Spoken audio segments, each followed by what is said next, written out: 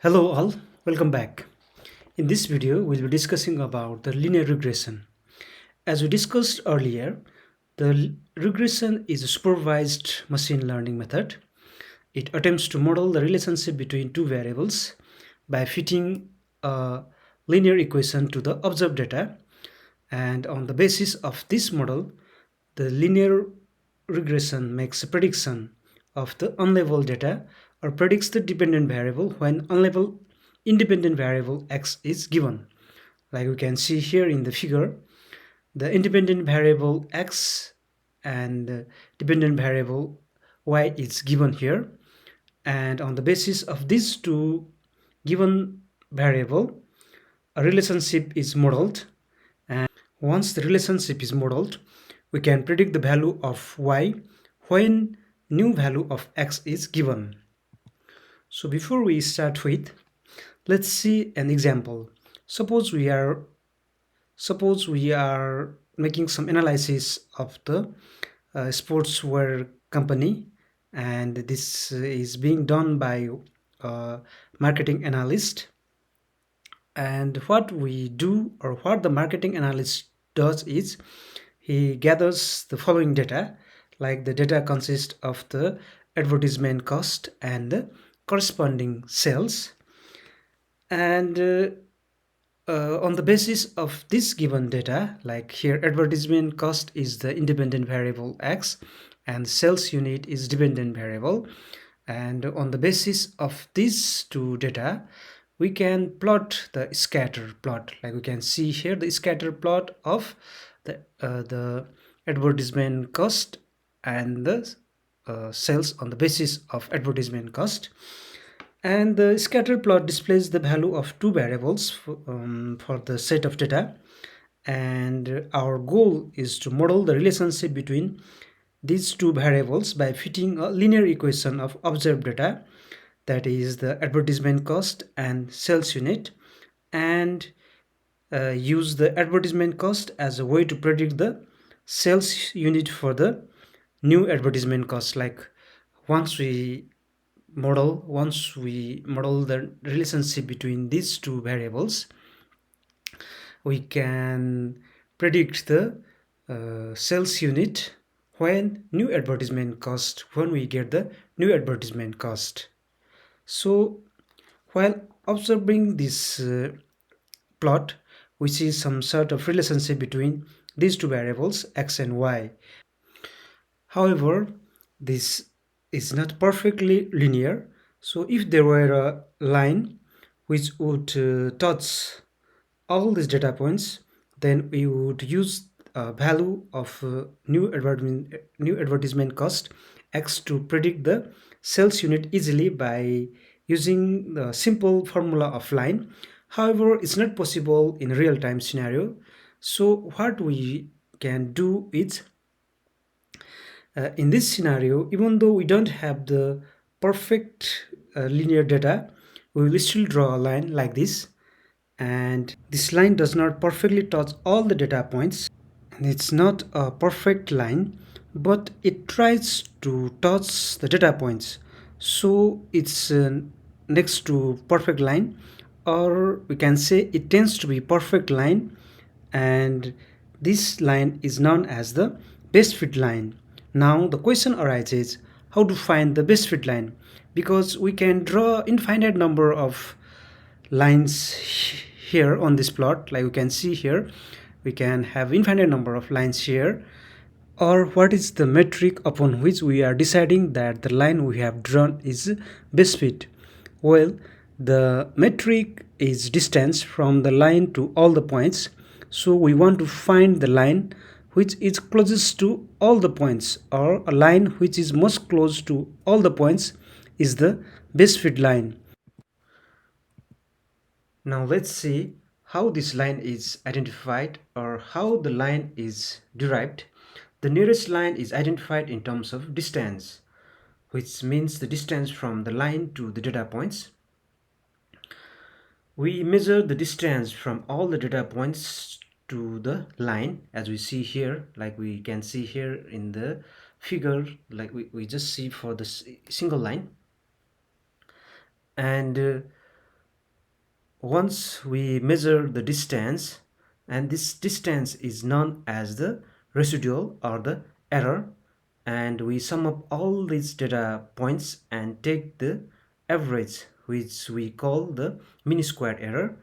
And let's suppose we have got three lines, and let's suppose this mean of square MSC1 uh, is the mean square error of line 1, and then MSC2 for the line 2 and MSC3 for the line 3.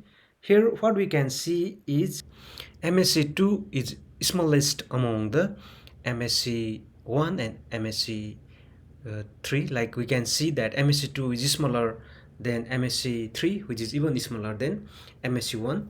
So this here MSC2 is smallest one. That means the line 2 is most close to our data points or the given y values. So we will select the line 2 to model the relationship between the given data points. However, our problem is not completely solved. As I said earlier, we can have infinite number of lines, and out of those infinite lines we have to find a line whose MSE is minimum. And as we know, we have the equation of line segment, which is y is equal to w0 plus w1x. Here w0 is the y-intercept and w1 is the slope of the line, and we know the value of x, so we have to calculate the value of w0 and w1 for to draw a line segment. Now the question arises how w0 and w1 is calculated such that the MSC is minimum. We use two methods to find W0 and W1. One is the ordinary least square or normal equation, and another one is the gradient descent. Both calculates this value of weights, that is W0 and W1, such that the value of MSC is minimum. As MSC is minimum with certain value of W0 and W1, we have actually found the line segment with the equation y is equal to W0 plus W1 x, and this line segment is going to be the best fit line or the line that we want. And then we can predict the value of y using this simple equation, or once we model the relationship between x and y, we can predict the value of y with the new value of x. First of all, let us discuss about the gradient descent algorithm. The gradient descent algorithm is an iterative optimization algorithm which is used to find the minimum of a function. Here the function is a loss function or MSC or mean square error, and the mean square error between the line and the given data points. So first we define the loss function or MSE. As I uh, discussed before, as I said before, we define the loss function in terms of the error, or we estimate the error first. So suppose we are given wi, the given value or the dependent variable or output, and xi is our independent variable, and yw is the predicted value or the data points on the line.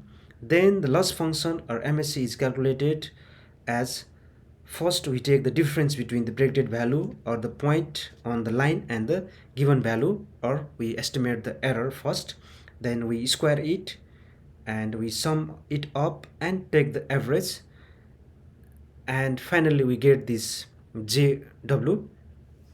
And here we can see m is nothing but the total number of data points, and the fraction 1 by 2 is used just for the convenience. So in this way we can define the loss function, and the other equations are just like this.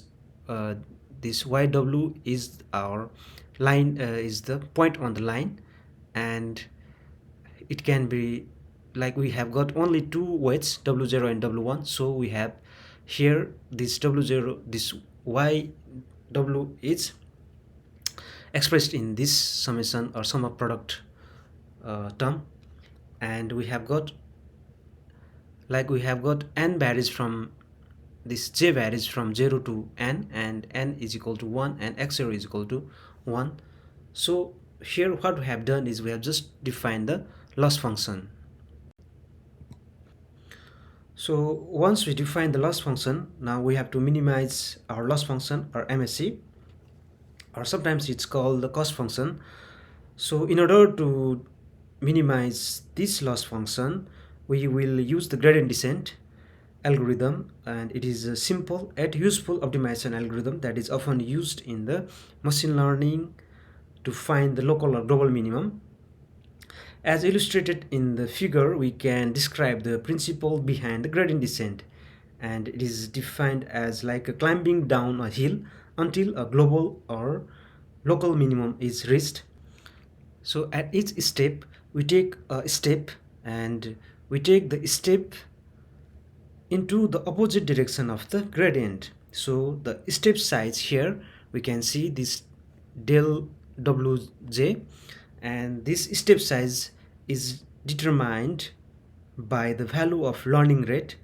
Here we can see this eta and the slope of the gradient, and here the slope of gradient is this gradient of j, or the loss function. So what we do is we estimate the gradient of the loss function here, and now we can define the step size as a gradient of the loss function multiplied by the learning rate, and here the gradient is the partial derivative of the loss function j with respect to the weight.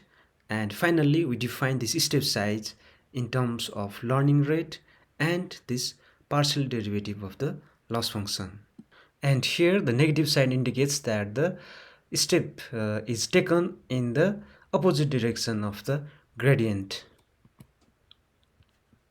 So we can define the gradient descent as a, we have some function jw, and we want to minimize, or we want the minimum of the jw, and we start with some value w0 and w1. We keep changing this w0 and w1 to reduce the function jw, and we keep on changing until we end up with at the minimum.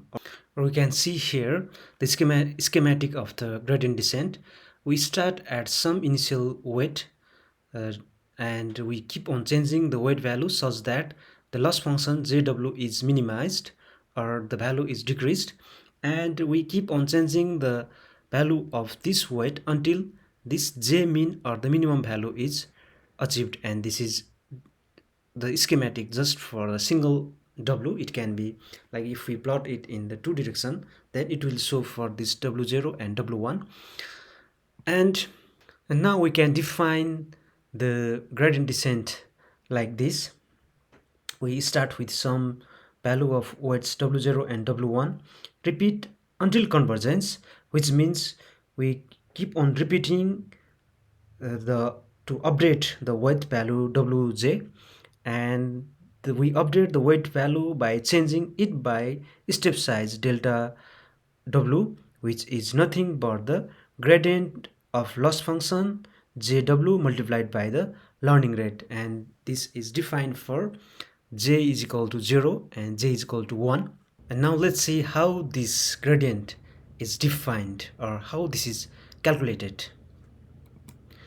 The partial derivative, or this gradient of MSC, or loss function for the particular weight, can be calculated as, like, we take the partial derivative of j with respect to this wj, and it is nothing but we take the partial derivative of this mean squared error, and once we take this partial derivative, it ends up with this expression.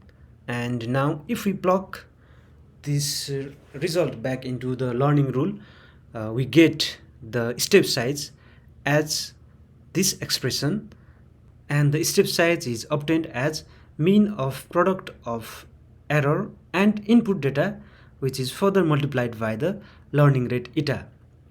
So we can see here, we take the product of this error and our input variable, and we take the average of this, and then which is further multiplied by the eta learning rate, and which finally defines the step size of the gradient descent.